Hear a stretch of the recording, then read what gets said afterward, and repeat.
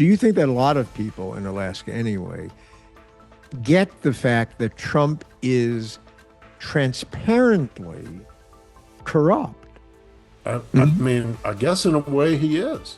But this would have, Charles, you know this would have destroyed any other White House up Yeah. until now. I don't think I can't remember another politician who tries to be humorous the way Vance does and fails so miserably. I've been around other politicians, many who don't have a great sense of humor. They don't keep trying to tell jokes. Trump understands what his strength is. It's very clearly. He knows that never saying he's sorry, never backing down, always being the tough guy. That's his persona, and it has worked for him in ways that a lot of people, including me, didn't imagine.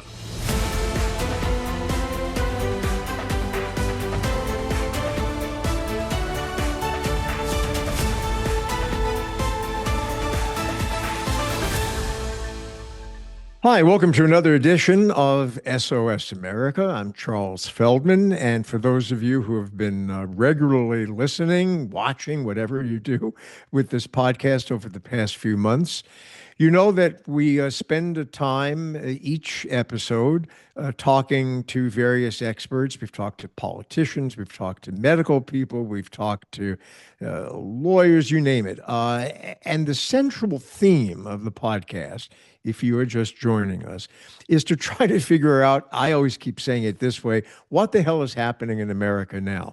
Because it is a question that comes up all the time, especially when I talk with people in other parts of the world.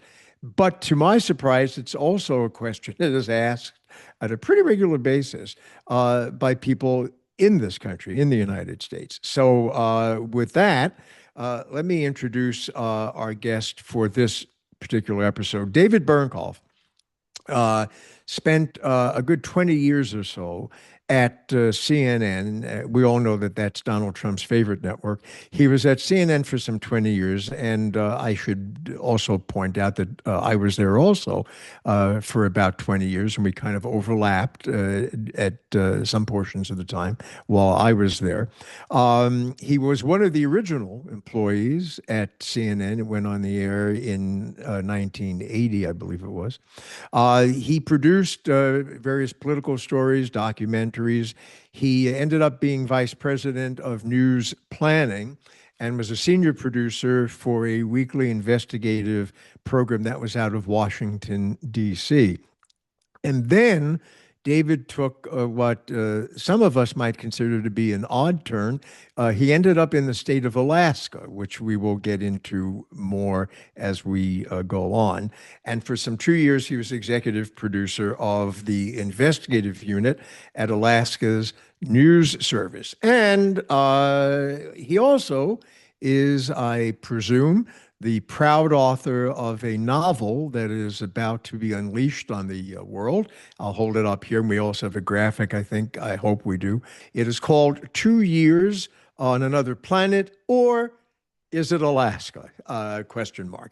And we'll get into that as well. David Bernknopf, thanks for being with us on SOS America. It's good to see you again. It's I'm been a happy to while. be here, and I'm happy to talk about politics. It was my first love in And journalism. and you're out of Alaska now, so you're thawed out, I presume. I'm in Colorado now. I did spend the last couple of years working on a book that is a fictionalized account of my 2 years in Alaska. And it is an interesting place, particularly politically. And so there begins our discussion then. Alaska is one of those states that I think many people in other parts of the U.S. are puzzled by because I don't think, probably most Americans have not been to Alaska because of its distance. It is, in fact, the only state, David, that I have not been to. I've been to every single state in the Union. I have never been to Alaska. I keep wanting to go, and every time I want to go, something else comes up, and I go somewhere else on the planet.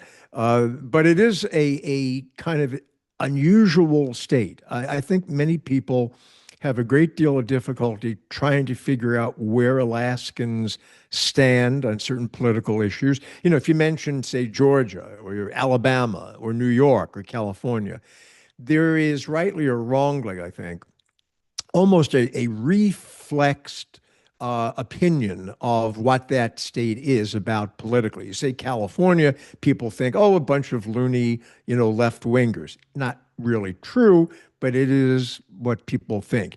You say, some state in the deep South, they figure, oh, it's a state that is clearly aligned with the Make America Great movement, that, there are a bunch of right wingers, that kind of thing. Also, not totally true, although stereotypes are stereotypes because there's always a germ of truth in the stereotype. So let's take Alaska. What is Alaska about politically? Alaska is the only place I've ever been, and I covered politics all over the United States. It's the only place that I would say is largely, truly libertarian. They could change the state motto to "You do you, I do me." And I'll give you a couple of examples. Alaska has almost no rules about gun ownership. It also has the most, even more than where I am now in Colorado, the most liberal marijuana laws. It has almost no restrictions on abortion. It does not have a large Christian political movement that pushes it into Christian nationalism. It does have one, but it's not as large as other states. It's a state where Donald Trump, in the last Senate election, which was right when I got there in 2022, he flew up to campaign for a Trumpy Republican named Kelly Tshibaka against someone who is there now and won the election, Lisa Murkowski, who ran as an independent. And it wasn't that close of a race. Uh, it's a state that really believes in I want to do what I want to do. And that makes it unique. I've been around libertarians who are libertarians because they don't want to have a big government. They don't like taxes. On the other side, there are libertarians who don't want any restrictions on their social lives or their civic lives. But they don't tend to really be what libertarianism truly means, except in Alaska. Why, though, do you think that that's the case? Is it because Alaska geographically is so much farther from the rest of the United States, or is there something about the people who are either born there or gravitate to it that gives it that composition that you've just articulated? An excellent question. There are a couple of reasons. It is very isolated. The shortest plane ride to the United States is 3 hours from Anchorage to Seattle. So it is physically isolated. It also has the largest percentage of indigenous people of any state in the country. Not the largest number, I think that might be New Mexico, but the largest percentage. Almost 20% of Alaskans are native peoples, 13 tribes that exist still in some communities as subsistence lives. Uh, about 10%, 15% of the country lives in what are called off the road towns. There is no road that goes there. You are basically there and you Mhm. stay there unless you have a medical emergency or a family reason to leave. And then getting out is a problem. You have to take, in the smaller towns, a small private plane. In a place like Nome or a town called Bethel, or even up on the North Slope where the oil industry is, there are some commercial flights, but you are isolated. And then the third thing is you are isolated by nature. And I don't mean nature like the weather. I mean Yeah. the personal nature. People choose to go there because they they want to be alone. They do things by themselves or with their own small friend or family group. And so if you like fishing, if you like hunting, that's the place for you. If you want to be at the disco or you want to hang out with your friends at a football game, it's not the place for you. It's funny you mentioned they want to be alone. It brings to mind just kind of a side note. Many years ago, before I started working at CNN, which was in 1983, yeah, I was a reporter and producer for the Wall Street Journal Report, which at the time was a syndicated show. It was on a lot of CBS stations here in the States. And I went all around the country doing stories, and I was doing a story on on the folks that cut down trees uh, for wood. Loggers. For loggers. Thank you. For loggers. And and it was the most difficult interview. I went to talk to this guy who was, with his saw or whatever, chainsaw or whatever, cutting down this giant tree. And it was all one syllable answers. I would ask him a question and he would go, uh-huh. Do you like it here? Uh-huh. Do you like the job? Yeah. You know, and at one point I got frustrated and I said, can you give me a little bit more than just uh-huh, uh-huh? And his response was he said, why do you think I'm here in the middle of nowhere cutting down trees? I don't want to talk to anybody. And that Well, was believe me, a lot of people in Alaska would understand that. I have my go-to story to illustrate the mentality of people. And this was what was said to me in the story was not meant to be mean. It was just a reflection of the way Alaskans live. And I've fictionalized this in my book to make it even worse, maybe. The Monday after Thanksgiving, the first year I was there, I came back in the office, and one of the anchors who'd been there for a million years said to me, "Oh, what did you do for Thanksgiving?" And I said, "Nothing. Nobody invited me anywhere. I made a frozen lasagna." And she said, "Oh, we thought about inviting you." So, okay, you they thought thought about about it, and I didn't quite pass the test. So you know me, for one of the first times in my life, I couldn't say anything. I didn't even know how to respond to that because I know she didn't mean it like you didn't make you weren't quite yeah. good enough to be invited. What she meant was we sort of thought about, we wondered about you, but we just don't think that way, so we didn't invite you.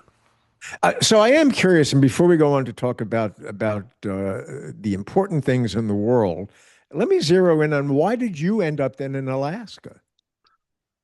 Uh, I had a job that I had left in Washington, a variety of reasons, but let's just say I wasn't fully enjoying that job. And I was helping some folks do podcasting. I was just sitting around doing a lot of nothing, realizing that at my age, and I guess what people expected to be my salary level, people weren't beating down the door anymore to hire me as a network producer. And I got a cold call from the television group that owned most of the TV stations in Alaska, certainly the only station that really did news. And they said, would you like to be in would you like to run a little investigative unit? Well, an investigative unit meant me, a videographer, editor, and a reporter. And I thought it was crazy at first. And then the more I thought about it, it seemed like this great adventure. And I have two kids, and they're both adults. And I asked them, what would you think if I took this job? And they both thought it would be a fantastic thing. So it really was a combination of no one beating down the door, and what an incredible adventure. And it was. Were you surprised about the political bent of the folks there?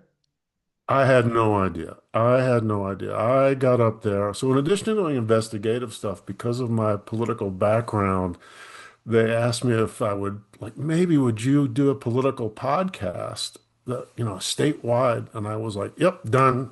And I like started it the next day because I love politics. Yeah. And so I really learned. the race that I covered that was most interesting, first of all, Alaska has ranked choice voting. So that's a whole interesting thing if you want to talk about how that works. But the race that I covered was a woman named Mary Peltola, who was a state legislator, and she was running against two Republicans. One was a state official, and the other was Sarah Palin.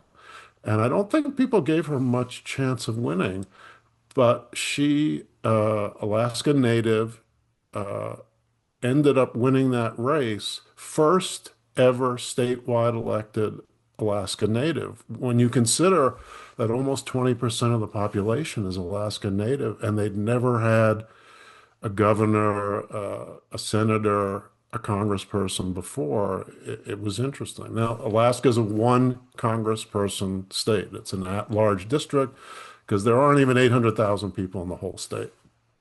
You mentioned Sarah Palin. We'll get back to her in a couple of minutes. I want to, though, uh, sort of circle back to Trump, and I mentioned very early on MAGA people. Is the Make America Great Again movement a large movement in Alaska? Is that something that a lot of Alaskans identify with? It's not a large movement the way you see it in the lower 48. You don't see a lot of people wearing MAGA hats. You don't see as many um, bumper stickers or yard signs. But he did carry the state all three times he ran, but not like with margins like he would carry a Wyoming or an Idaho. The governor supported him, but was not didn't invite him up to campaign with him. So it's a little bit, yes, they voted for him, but there's a little bit of a distance between him and people in the state. Again, this is a true story. When I got up there, and I had produced three interviews with Trump over various points in my political career, and in a bit of a humble brag, one day in the break room, brought up Trump and that I had produced interviews for him. And people didn't seem very interested, even in the news business. And then this is true. Somebody said, "Hey, there's a moose at the front window." And like everybody, including me, went to look at the moose eating Right. on the bush in the front window. So people So in when it Alaska, comes to Donald Trump versus a moose, the moose wins. easy. The moose wins every time. And I didn't get to brag on my career. You know, that, by the way, that would be a very good bumper sticker. The moose wins every time. The moose, I'm telling you. Now, that's a funny thing about Alaskans because you see moose everywhere all the time. You see them just on the street in Anchorage. You really do. I saw them in my front yard all the time. And it was one day I go to work and a moose is blocking the entrance to the building. And yet, when a moose shows up, it's so majestic. You just stop, even if you've seen it 1,000 times before. You stop and admire the moose, Yeah, and you but you don't know, care Dave, about politicians. yeah, but you know, being a native New Yorker, I think that if a moose showed up on Fifth Avenue, no one would notice. Well, Walk right there's a by. difference between Alaskans and New Yorkers, that's for sure. Do you think though, and I know you've been out of Alaska now for what, about a year or so Yeah, a or little more? over a year, Okay. Are you still in contact with folks there at all the time. all the time? Do you get the sense that those Alaskans who were supportive, because as you pointed out, Donald Trump did carry the state, do you get the sense that the folks who supported him, voted for him maybe more than once, do they have any kind of sense now of betrayal, or do they think that Donald Trump is doing exactly what they put him in office to do? That's a hard one. I don't think, certainly when I was there talking to people, I don't think they view it quite the way people in the lower 48 view it. So, first of all, there are a lot of military bases in Alaska. So, there's a big military and ex-military community. And I think they like the idea that Trump throws money into the military. Hmm. So it's very specific things. I think they liked some people, and we could talk about environmentalism up there on the split. Some people like that he opened up some new areas to drilling, but there's also a realism there. So one of the things in the, like he wanted to make it easier to open drilling in the Arctic Preserve, but people don't really want the Arctic Preserve messed with, and they know because they live this, that drilling in those areas becomes so expensive that it's not real. It's more like for the consumption of people in the lower 48. They know that no big oil company wants to set up a drill rig, certainly not anymore, in these remote areas. There's no road that goes there. You have to build a new road to get to a new drilling area. So I think people have more of a realistic view of things maybe than you would expect because you're not fooling them with stuff like that. They liked it. People definitely thought it was a big deal when Trump met Putin up there. I don't think they cared much about the politics, but they liked the fact that the news media had to come up to Alaska.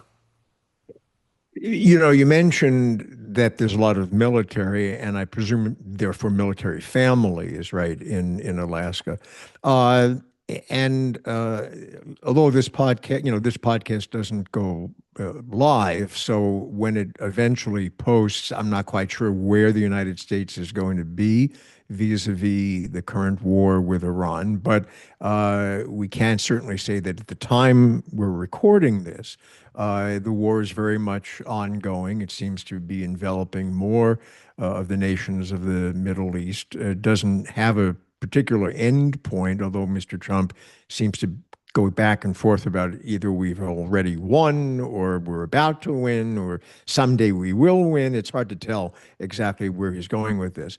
But because of that military presence in Alaska, do you think that they're supportive of what the United States is doing? This from a man who ran not once, but three times on a platform of no more wars, no more forever wars, no more foreign wars. This is just a guess because I haven't done any polling and it's not something that I generally have talked with Alaskans about. But I think that libertarian nature of Alaskans would be more in line with why are we doing this? Why this isn't our fight? Why are we going over there to mess with people that it's not really clear what the advantage is? I think, again, to get to the sort of local aspect of Alaska, people are much more concerned with the fact that Russia keeps sending airplanes to test out our defenses in the Bering Strait and in some of the more northern spaces. What is going to happen in the Arctic if the Russians move in there more?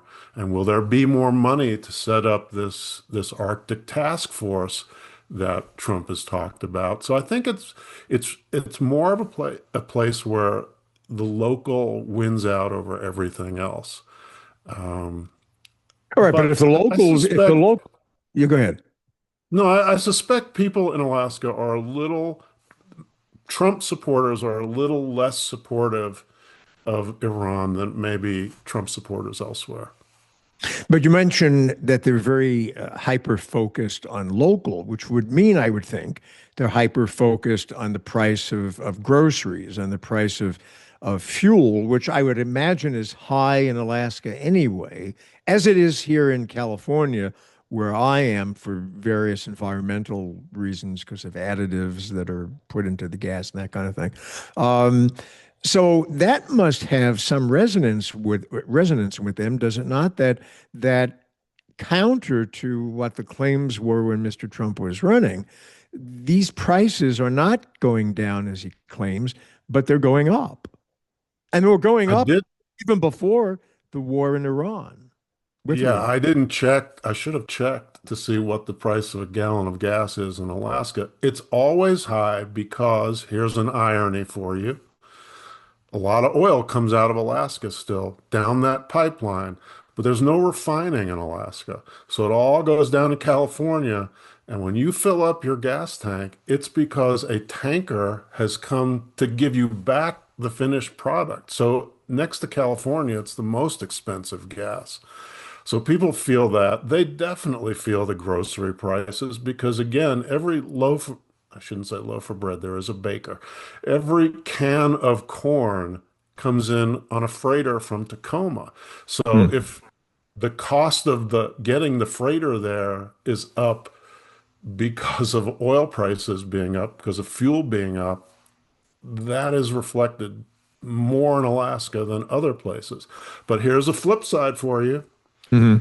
Alaskans pay no state income tax, no state sales tax, and you get what's called the permanent fund dividend check. Alaskans still get a check for living there, everybody who lives there.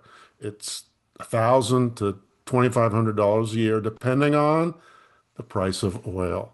The higher the price of oil, the higher the tax revenue from the drillers, the more you get back as your personal check for being an Alaska resident. So there's a duality to it. You hate paying more gas at the pump, but if the prices stay high, you might get a bigger check at the end of the year.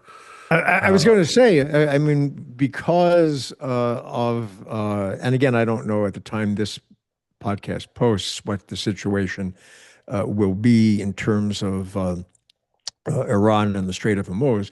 But again, as we're recording this, that strait from which I think it's 20% of the oil in the world passes through is effectively shut down because of threats more than actions on the part of Iran, and also because insurance companies just don't want to insure tankers going through an area where they may end up being literally blown out of the water. So, because of that, as you know, oil prices keep going up. So, does that mean that people who live in Alaska are going to therefore be more supportive of all of what's going on now between the US and Iran because they are benefiting financially? Yeah, I do know that the governor of Alaska just last week sent a new budget number to the state legislature that was based on oil being between 90 and $100 a barrel, which meant all of the states, most of the states' financial budgetary issues would disappear if next year or for the rest of this year, oil were to stay at that rate. So yes, there is some perverse interest in the state of Alaska. The longer this goes on, the better it is for state revenue and personal revenue. Now, I don't know that people are thinking about it in exactly those terms, but once the governor says, hey, high oil prices better for everybody in the state, people do think about that. I'm telling the PFD is such a bizarre thing. You get the check around the 1st of October, and as soon as it gets close to that date, it's the happiest day for local media because they're selling all these radio and TV and newspaper ads. Use your PFD money to get your new heating system. Use your Hmm. PFD money to take a vacation. Use your PFD money to buy furniture. So it's very much in people's minds. And if they got an extra $500 this year, they'd be happy. Well, let's look ahead. What do you think? You mentioned that Alaska is a one congressperson state, two senators, right, but one congressperson. Uh, the midterm elections coming up in the states in November, high stakes, obviously, because the Democrats, the party that opposes Mr. Trump, want very much to take over the House, and they have a wish list that would include the Senate, although I'm not quite sure that that one is going to happen. Um, Yet you have a state that's libertarian, but they vote Republican, right? Um, So does that mean that it's not likely that Alaskans are going to all of a sudden decide, oh, we want to have a Democratic congressperson? Well, in Congress, I think it's likely the Republican will hold on to his seat. He beat Mary Peltola in the last race, close election, but Peltola is running against Dan Sullivan, and that for the Senate seat, and that is now considered not a toss-up. I think Sullivan's still the favorite, but Peltola is absolutely in that race. And if you believe that national trends of Democrats maybe running 3, 4, 5, 6 points ahead of where they have run, that's very winnable for Peltola. Dan Sullivan is an interesting senator. He had been governor, I believe. He's very well known in the state, but he's quiet. You don't hear much from him in Washington. He supports Trump, but he's not a guy who seeks out, you know, meet the press to talk about how much he loves Trump. And he and Lisa Murkowski, when they were uh, getting the big, beautiful budget bill through, they both, and they got criticism outside Alaska for this, but they got loved in Alaska. They got a lot of money for health care in Alaska, special carve out money. So that's a benefit for him. But I think from what I've seen, people I've talked to, you would say that Sullivan would be a favorite, but not a shoe-in. But if it is a big night for Democrats nationwide, Peltola absolutely is in that race, and that's a race that the Democratic Party is considering throwing some national money in. When was the last time Alaska voted for a Democrat for the presidency?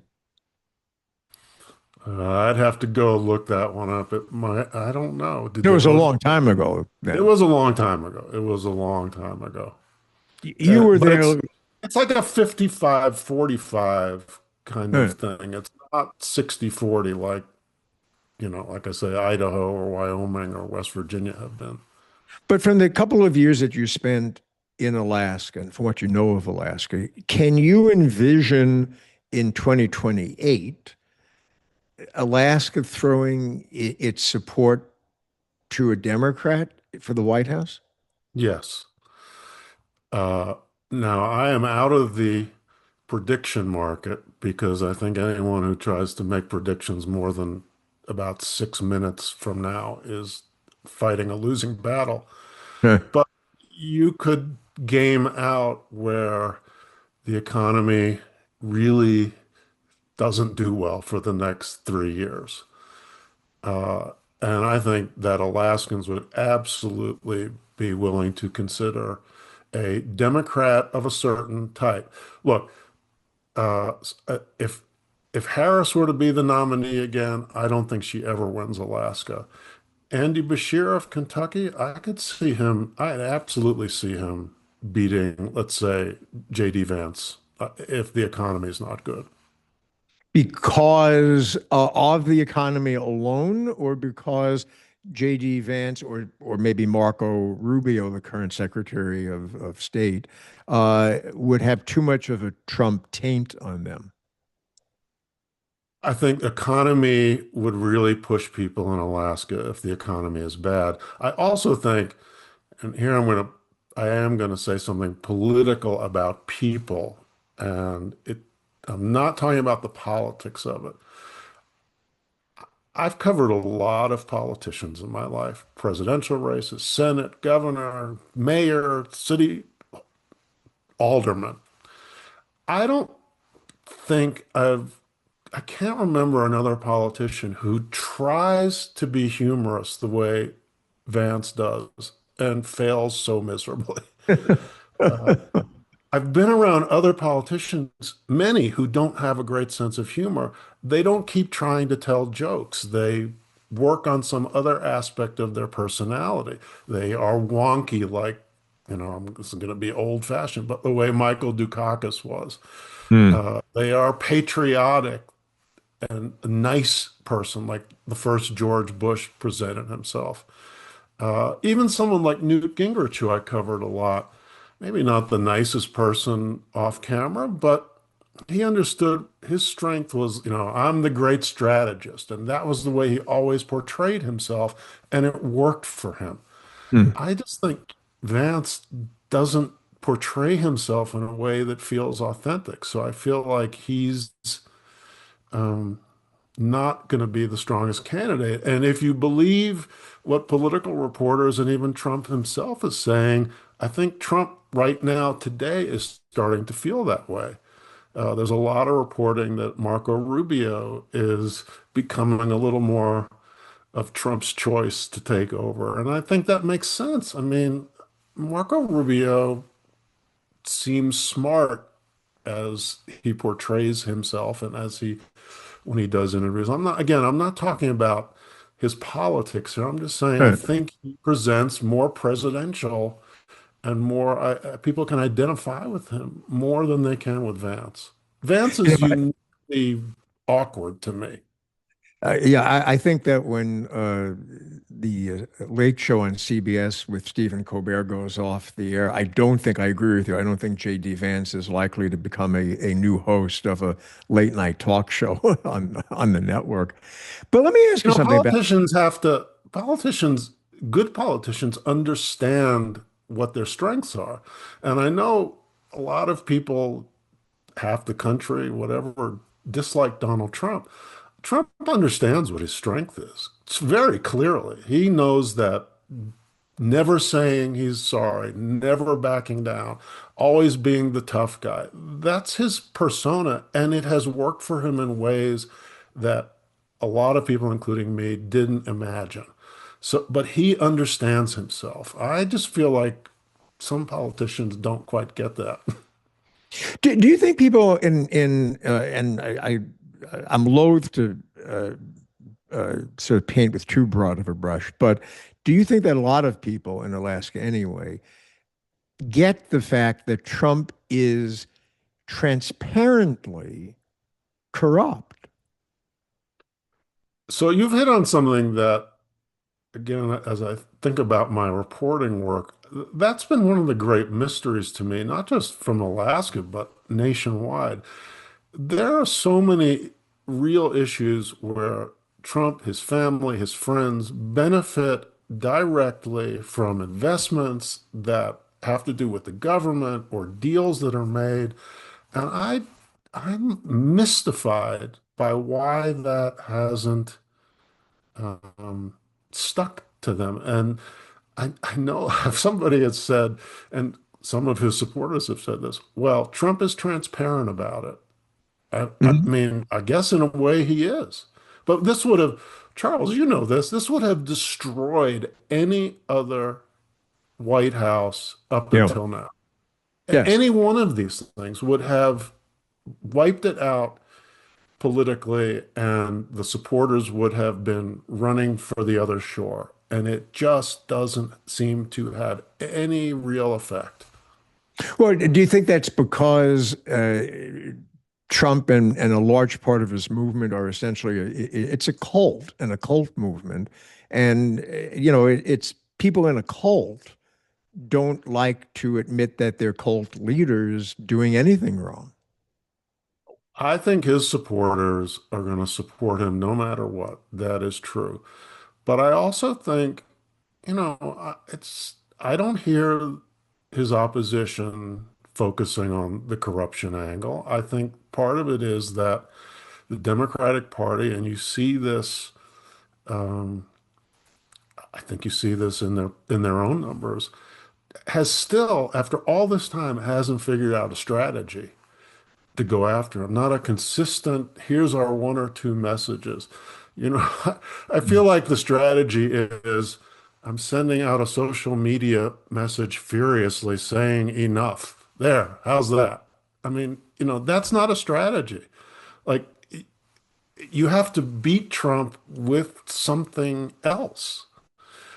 And I don't think Would that ele voters, I'm sorry. No, no, I was going to say, I was interrupting to say, do you think when you say something else, would Alaskans vote for president now for somebody like California Governor Gavin Newsom, or is he too slick for Alaskans?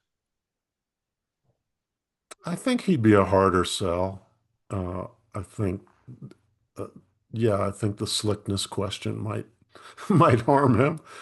I think, Alaskans like someone, they definitely like people who have an independent streak to them, but they also tend to vote for people who seem like they're going to do the work. And so, if any one of your viewers could uh, or listeners could tell me who the congressperson is right now, his name is Begich. He comes from a very long line of politicians in Alaska, both Democrat and Republican. If they could tell me who the governor was, I'd be surprised because these are Hmm. not people who, his name is Dunleavy, by the way. These are not people who seek attention. For good or bad, they kind of focus on the work. And so I think that kind of candidate could appeal um, to to the electorate up there. And Newsom, I don't know, you know him better than I do, but I don't think that if you were listing his qualities, number one would not be does the hard work. Yeah, no, he would probably say he does, but I think it's fair to say he probably doesn't. You mentioned in the very beginning a name that a lot of people haven't heard in the States for quite some time, and maybe people in other parts of the planet maybe never heard of, and that's Sarah Palin. And Sarah Palin, for those who don't know, for a relatively brief period of American political history, had the spotlight on her in a very fierce way. I mean, she was a serious candidate in a vice presidential slot. There was a real possibility she could have ended up being the first woman vice president, as opposed to Kamala Harris, who ended up in that position.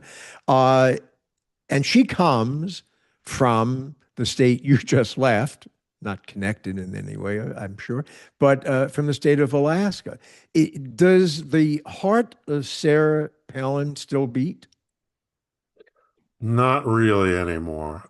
So one of the things that, again, she rode a rocket ship to national attention enough that Tina Fey did a regular imitation of her on Saturday Night Live. And she took the rocket ship back down.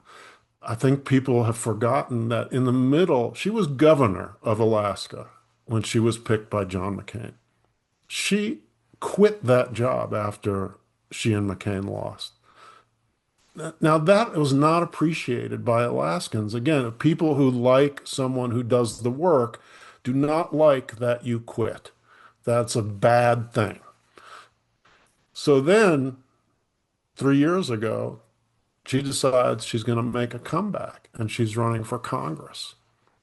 And almost everyone in the state, her friends and political enemies, said it was a bad idea.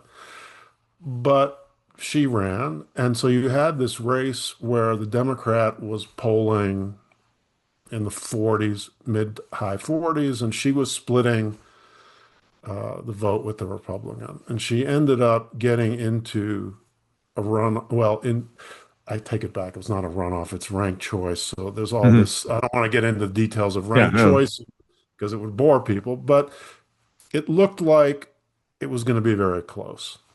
But it turned out not to be that close. That's the race that Mary Peltola won statewide for Congress.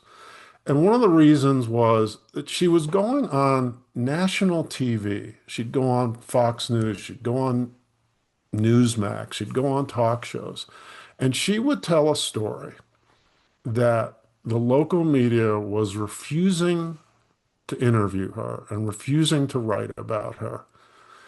Now, this was not true, but she would use it to raise her national profile and also to raise money nationally. But in Alaska, people kind of knew that it wasn't true.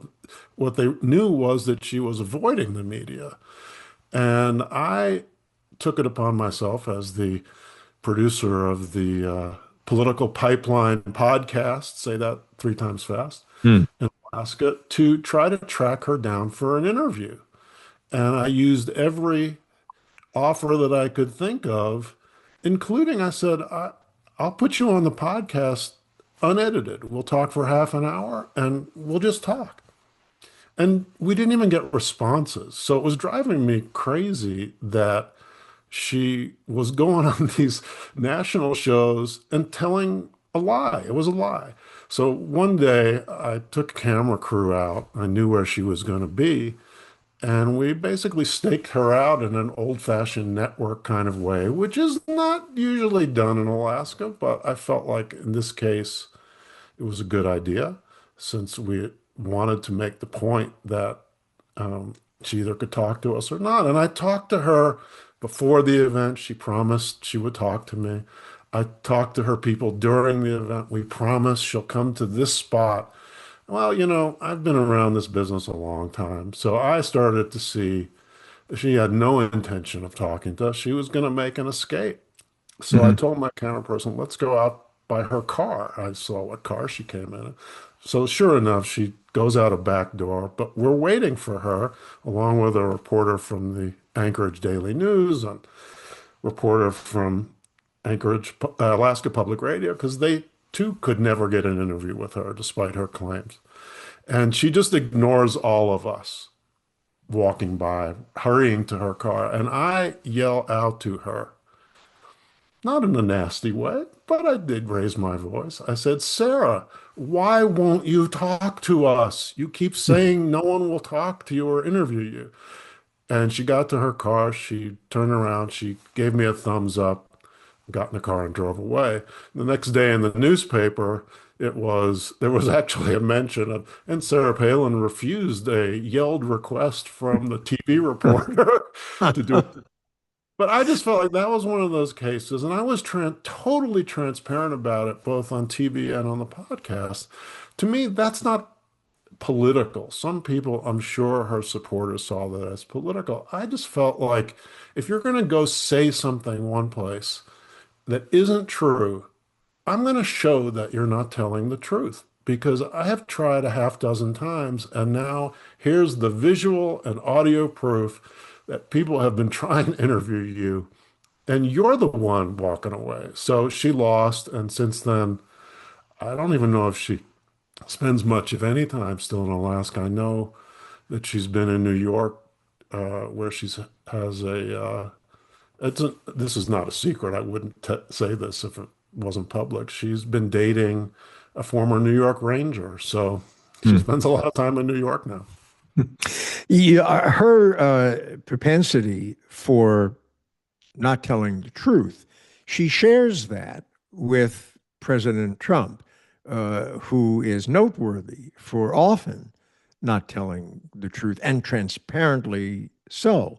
And you've been, as you've mentioned, covering politics and politicians for a long time now. Yes, politicians have always, to some degree, shaded the truth and to pretend that something new would be kind of like in Casablanca being absolutely shocked that there's gambling going on at Rick's Casino. But on the other hand, do you think that it has gotten to a different point, a different level of politicians not only lying, but almost being proud of not telling the truth. And when they're caught, continue to lie about their lie. Yes, yes. You want more? I have a Yes. question for you. Yeah. Have you ever wondered, because I have wondered and I have talked to friends still in the business about this and friends who have left the business. Do journalists who cover particularly Washington, but elsewhere, I had this issue with the mayor of Anchorage, so it's politicians everywhere. If politicians are routinely going to lie to you, to tell you things that demonstrably are untrue, do you need to come up with a different way to cover them? If people are going to go on these national talk shows, you ask a question and they either never answer it or pretend that they've never heard of the thing you're asking them about. Like, I'm Mhm. sorry, I don't believe that the Speaker of the House doesn't know as much as he claims not to know about. I just think that job, it's impossible to be as ignorant of things in the news as he claims. So if people are going to routinely not tell you the truth, why do you keep having them on your shows? Why do you keep interviewing them? Is there a different way to get at this that discourages everybody from that kind of process, which now is widespread throughout the country? People just don't want to answer a question. They feel like they don't have to, that journalists don't have the power anymore to take them down or whatever it is. So, what's your answer to that question? Well, as you said, yes, yes, yes. Uh, I'll give you my answer. It's a complicated one, but we have the time, so what the hell? I think that one of the worst things that ever happened to politics was all news television, the company that you and I both worked for, CNN. Yes, it was preceded by all news radio, but not on the same scale, I think, as CNN and then Fox, of course, and MSNBC, which is now, I forgot, MS Now or whatever it's called. Um, I think that because cable networks, CNN, realized very early on that there really wasn't 24 hours of news, 7 days a week, barring some worldwide catastrophe like a war. They needed to fill airtime. And so up came the live, coverage, live news conferences with various politicians. And you know that before that happened, before all news television, that didn't exist. Every interview was always edited. And so if you went to talk to a politician, maybe you spoke for a half hour, maybe you spoke for an hour, whatever. Then you would go back, whether you were a newspaper reporter or a television reporter, you'd go through it. Maybe you would have some time to, check whether or not what that politician said was factual. If you caught a inconsistency before airtime, you could always reach out to that person or their people and say, "Hey, the congressman said blah blah blah, but I see here that that's not exactly the case. Would he or she like to go on the record and change it?" You'd have the opportunity to think through what was being put on the air. Once politicians realized that they can go on television live and pretty much uninterrupted with the impossibility of fact checking in real time. It's just not possible. And Um, even when you do it, it's not effective because we and it's all not effective. know the fact Yeah, check, even in the old days where a newspaper would do a fact check or a correction, it doesn't carry the same right. impact. So I think the biggest disservice, there are many good things about all news, television, radio, but I think the biggest disservice has to the body politic has been live interviews, live press conferences with politicians and presidents, certainly included, because you're right. When you have a governor or you have a congressperson or you have the president doing a State of the Union thing and you carry it live, you can tick off afterwards all the things that were wrong. Donald Trump just did a State of the Union and it was just filled with certifiably inaccurate statements. Another way of putting it, lies. But by the time the commentators get around, and I think that was your point, to being able to correct the record, well, half the public is already asleep at that point. And so they're left with the live interview. And in their minds, well, the president, the governor, whoever it is, why wouldn't they tell us the truth? I mean, of course, I think it was the worst development. And I think that that's part of the reason. And then the other part is Donald Trump. I think he is You can, say all kinds of things about Donald Trump, and I have, and many others have as well. But he is masterful at manipulating the media. I mean, he could run a course, a legitimate course this time, and make a fortune legitimately in teaching people how to manipulate the media. He is a champion at doing it. And I think that he has cast a huge shadow, and that other politicians now say if the president of the United States can get up there and say lie after lie after lie after lie after lie, why can't I? And they do. That's my view. So, well, this was, Do you agree or disagree or? I think this is funny, and I did put it in my book in an only slightly exaggerated way. Um, we had been trying to get the mayor of Anchorage to talk to us about an issue of whether all the COVID money had been appropriately spent. And that is an issue that every governor, mayor, county commissioner, Democrat, Republican, or independent, has had to deal with because so much money went through the system. There was a lot of fraud.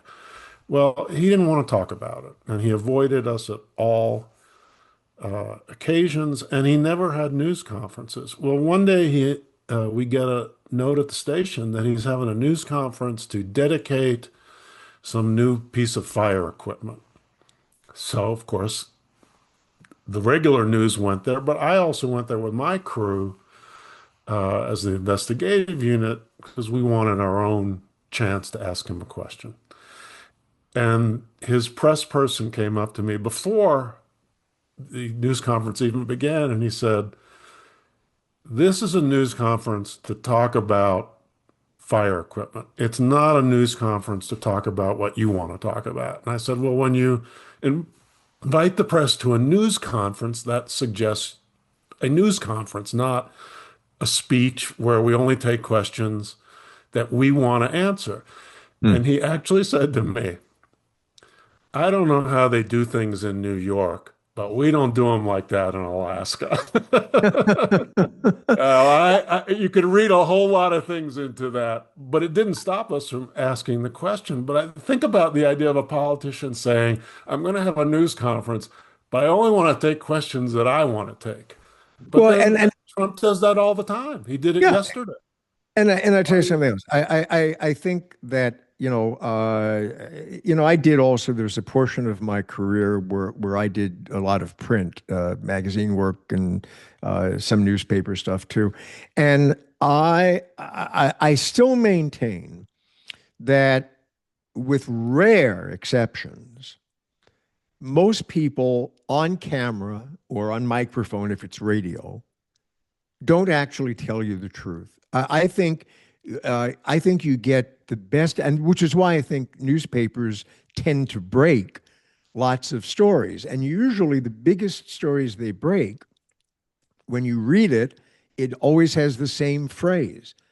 Sources say, people who don't want to give their names say. And that's not because they're being coy with their readership, although some readers probably think that. It's because they know that in order to get real information, most people are going to be afraid to put it on the record. It doesn't mean that what they're saying isn't true. It's the opposite. It probably is true. And that's why they're willing to talk to, say, a newspaper reporter or a wire service reporter, Reuters, Associated Press. I think that television and radio, it's a performance medium by design. And I think that people tend to not be really that honest. There are some notable exceptions. There are some people I've interviewed through the years who are exactly the same on camera as they are off camera. But I also know, and I'm sure you've had this happen as well, David, that there are people who you talk to maybe when you're setting up an interview, and they'll tell you all kinds of then you put them on camera, and it just doesn't come together. They all of a sudden they qualify everything, or they don't want to go certain places. I think that's part of the huge problem. Look, that happens in investigative work frequently. People sound a little braver on the phone, then they think about it, they think about the consequences. I worked with a great correspondent once who told me that before she ever interviews a whistleblower, she explains to them that whistleblowers rarely come out okay. The consequences of being the person who publicly is the face of bringing down a corporation or a politician is harsh. And so she wanted people to understand that. And I disagree with you.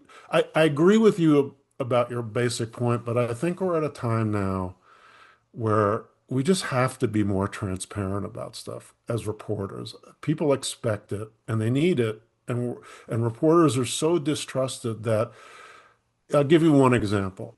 If I Hmm. read one more story quoting an unnamed Republican senator as opposing the president, I will scream out loud so my neighbors hear it because I don't even believe that that's true anymore.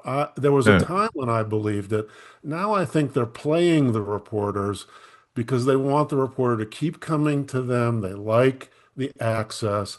And so they tell them, yeah, I know the president doesn't make sense here, but I can't go public. And then they do a story about how there's growing anti-Trump feelings in the caucus. And I just don't think that's true. I think everybody's playing everybody now. All right. Everyone's too So, savvy. all right, but if everyone's playing everybody, and I don't, by the way, disagree with that, David. But if everyone is playing everybody, and politicians are now, far more prone to proudly tell untruths, and I'm being diplomatic.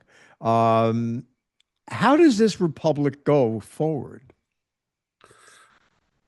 I, you know, I don't have an answer for that. I think about it all the time. I worry about it. I wish things hadn't changed the way they are. But I don't know how, if we're all, not all of us, I don't want to overstate this, if so many of us are A, getting information from a silo that never is challenged, and so our beliefs are reinforced, or B, and this is even more dangerous, just throwing your hands up and saying, I don't trust anybody. They're never going to do anything. They're never going to care about me. Why do I even want to participate in this system? And there's a lot of polling that shows that may be the greater risk now is particularly young people don't even think that our current form of government is necessarily the best form of government. So it's really worrisome. And if I had an answer, I think I'd be running CNN now. You don't want to wish that on your worst enemy. Not anymore. David Bernkopf, author of a new novel coming out, and I'll hold it up again, and it's called 2 Years on Another Planet, or Is It Alaska? Can I Uh, quickly say yes, www.twoyearsbook.com. very good. Okay. David Bernkopf, thank you for being with us on this episode of SOS America. And for those of you who have watched or listened to us in the past several months, we, of course, always encourage your comments. And if you'd like to subscribe, it is totally free. So we welcome that as well. Until the next episode of SOS America, I'm Charles Feldman. Thank you for being with us.